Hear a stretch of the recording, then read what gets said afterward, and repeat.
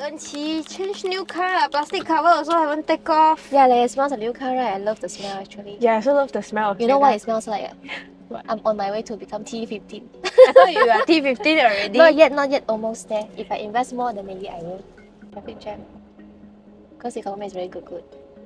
Yeah, I'm quite surprised that on a Monday Late afternoon, yes. so many cars on the road. Means that our economy is very good lah. I don't know. Maybe because whatever happens, people always complain about the economy being bad, right? I don't know, it's especially Malaysian or what. Actually, when I was in Egypt, right, actually people over there also complain about cost of living crisis. The inflation rate last year alone was already over 30%. The heck, 30%? Yeah, exactly. That's why when you travel around there, right, people will always ask for tips. Not wherever you go, especially the tourism area, people always come to you and be like, I "Please think give me tourist tips." is their only savior, right? Yeah. Actually, their economy is very reliant on tourism and also agriculture, and also because they failed to industrialize over the past decades. But you went to their main city lah. Yes, I went to Cairo. It was actually very underdeveloped. I feel like I went back to the 80s even though I was born in the 90s. Like my kedah there, my kampung. I kind of feel like it's a little bit worse because all the streets are quite dirty. But then there's a bit of the charm to it lah. So it's like chaos, but then it's also the charming kind of chaos. Or maybe because I'm just a tourist lah. So that's why I think actually if you compare to a lot of countries across the world, Ours is so much better yeah, already. exactly. But people still complain lah. Why ah? Our inflation is only like less than 3%. Even the latest Yeah. one was also like 1.9%. Yeah, so it makes me wonder like what's the reason that people still complain. You went to the Bank Negara event, right? Yeah, I went to the Bank Negara Did you ask engagement session. They also mentioned it's not the cost of living problem, it's not inflation problem, you know, it's well managed. But the problem is our income problem. Means that overall Malaysian income is still very low. So that people still complain lah. Are you still investing in unit trust fund that has super high fees and performance not so good? Some funds even have up to 7% fees, 5% sales charge and 2% management fee.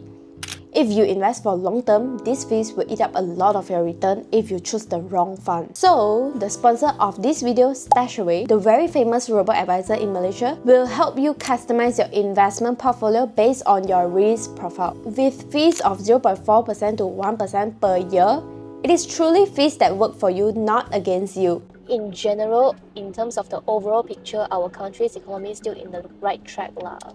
Yeah, because you see all these FDI, foreign direct investments are coming in. Our domestic investment is also increasing. What's more interesting is World Bank just upgraded our GDP rating and also said that we will become high income nation in 2028, right? And a lot of 2030. 2028. 2028 Yeah, oh, yeah. Is that fast ah? Yeah, and then a lot of people question bullshit lah. lah. How is it possible we are not making that much?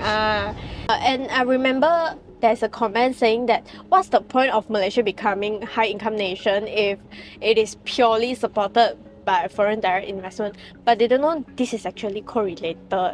Because if you remember back then, during the 1970s, all these so-called MNC coming from other countries, it summarized.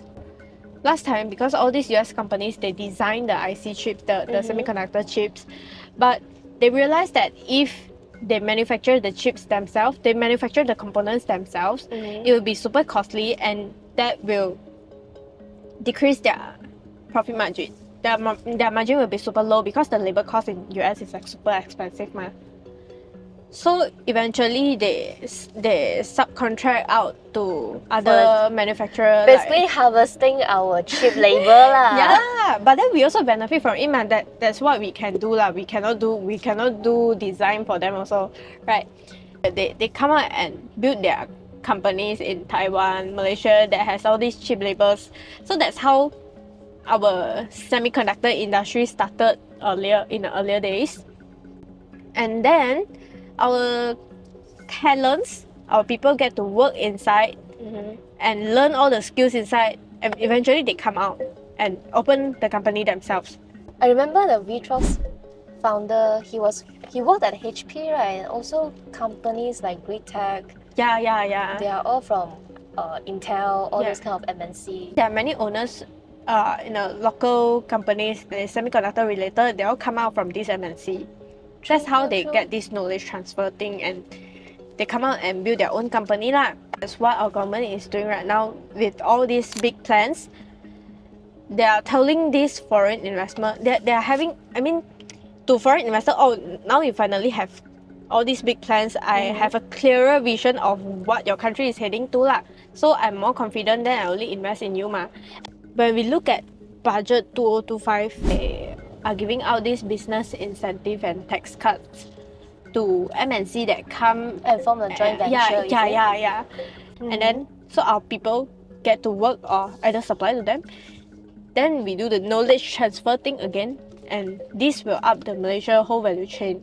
Best function that I like about StashAway is their thematic portfolio. Let's say you think healthcare industry future is very good but you don't know which healthcare stock to invest, you can pick healthcare innovation portfolio in StashAway, and it will also help you invest into a basket of innovative healthcare stocks, perfect for busy working adult like us. If you are new to StashAway, use our code DOITDUIT2024 and enjoy 50,000 ringgit managed by StashAway with no fees for 3 months. For existing StashAway users, you can enjoy 25,000 ringgit with the same promo code.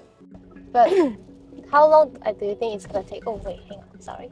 Because we were talking about income problem in Malaysia, what happened in Malaysia is we are in the low value chain of the business. I mean, if you have very talented people to come in, we don't even need so technical people to in our country to do all this manufacturing stuff. And then they can't afford to pay you lah. A lot of people are complaining where, wow, budget 2025 suddenly introduced EPF for foreign workers. Yeah, all this notice is this, and then they complain, "Ayo, why you want to increase my business cost this and that." But Why I you mean, want to kill all these it's rich very people? easy to criticize lah. But if you think about the long-term The reason idea behind of it, yes, and then it's like if it you, is actually forcing all these business owners to upskill their workers. They also limit the number of foreign workers coming in already. I mean, yeah, there is a certain Yeah. quotas.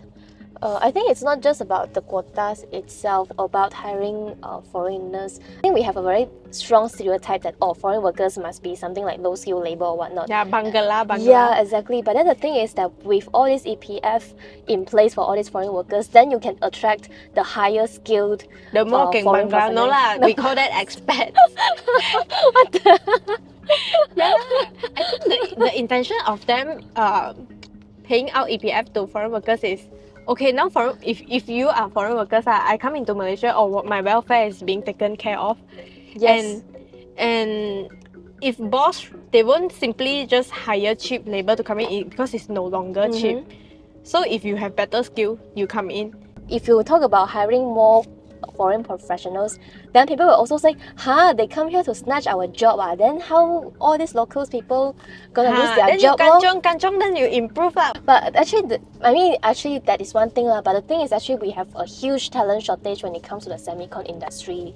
So I don't think that if we hire more foreigners, it will sort of like make us lose our job lah. But in fact, it actually helps us to sort of like widen our talent pool also. Remember, I went to this luncheon with a company doing aluminium products, and then I saw that they have a lot of foreign workers. I said, how can this impact you? Because next year you have to pay EPF to them already. And then they mentioned about they are already upskilling their foreign workers. Yeah, you see, if government don't do so, then you be very comfortable. You just hire cheap laborers, do very low value chain of business, and eventually, if they're already saying like China competitor come in, and then it's all about price competition already. It's not value competition anymore. Yes. And you will be so replaceable. So increasing foreign workers EPF is to make sure that, okay, you hire more skilled people, and also You force them to... Yeah, you take care of their welfare, and it won't happen problems like, if this Bangla no come next day, I replace you with another Bangla.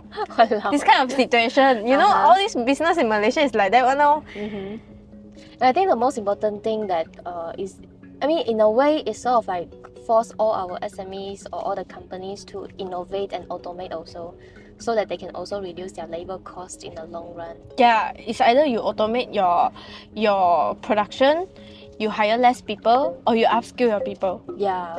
It's not Upskill just and reskill. on the surface you look like memang it's increasing your business cost lah, but if I don't do this, you cannot improve ma.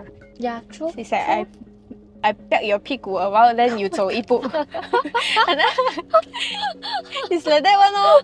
Takkan you want government to keep on giving subsidies and handheld you everywhere?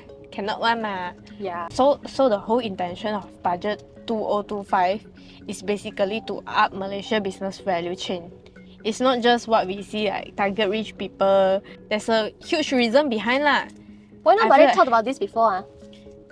I don't know, maybe government don't even know their real intention behind.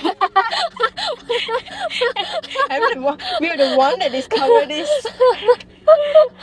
That is what I noticed from people surrounding me that are doing business.